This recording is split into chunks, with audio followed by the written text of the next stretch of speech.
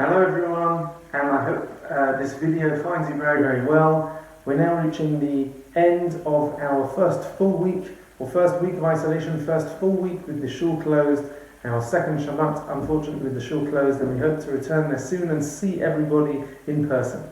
But in the meantime, I wanted to just share with you some thoughts about this coming Shabbat.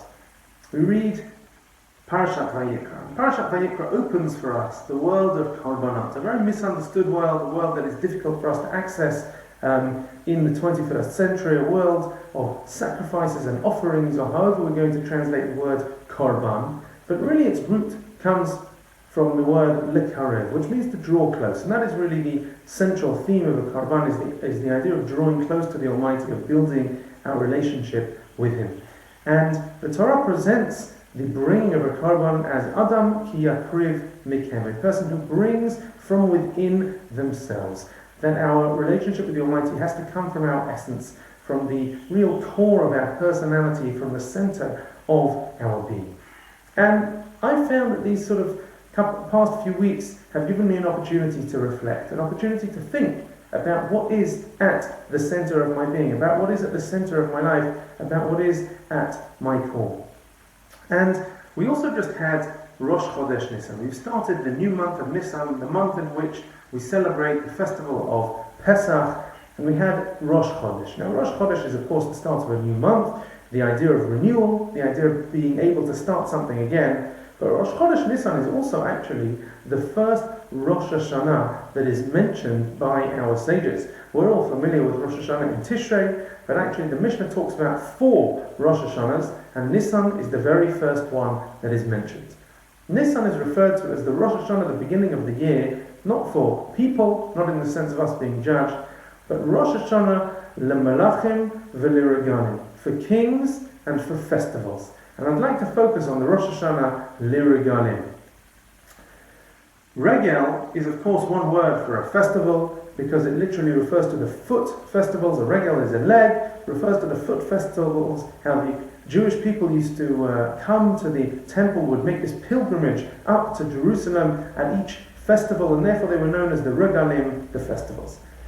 But regalim also is linked to the word hergel. Hergel is a habit. Hergel is a cycle. Again, we go through things over life. It actually links to the English word regular. When you get into a regular habit of doing something, that is a hergel, linked to the word regalim. And Rosh Hashanah, the regalim, this Rosh Chodesh Nisan, this new month of Nisan, is an opportunity to start afresh. Now there's one thing that is true across the board. I think everybody has had different experiences with this coronavirus pandemic, and everybody has sort of been hit by it and been affected by it in very, very different ways. But if there's one central theme, I think it is that nobody is in the same schedule or following the same pattern of life than they were just a couple of weeks ago. Everybody has fallen out of all the regularity, of all the sort of normal rote cycle that a person found themselves in, that we may have been doing, whether it's work, whether it was school, whether it was our family, whatever it was. So many things have simply just changed. They're just different. That regularity is what has disappeared. And while that is difficult for us in many ways, it is also an opportunity. It's an opportunity to take a step back and to think, what would we do differently? Because a hergel, a habit, is a very, very positive thing in some senses. We get into a habit and we get into a cycle of doing positive things, and it enables us to build one step after another. But we can also find ourselves getting stuck in a cycle. We can also find ourselves getting into habits which are not so positive.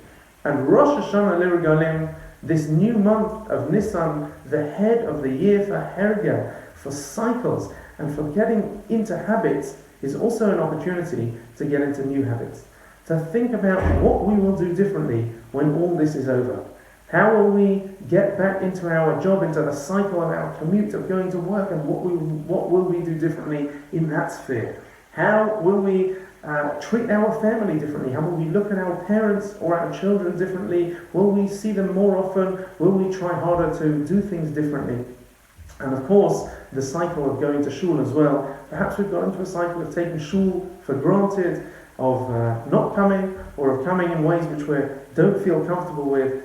Again, the Rosh Hashanah L'Regalim, this difficult time, this challenging time, hopefully affords us an opportunity to think about our essence, to think about what's meaningful to us, what we want at the center of our lives, and what wonderful habits we want to develop when all, please God, returns to normal. Wish everybody a Shabbat Shalom. We should all stay healthy, safe, and well.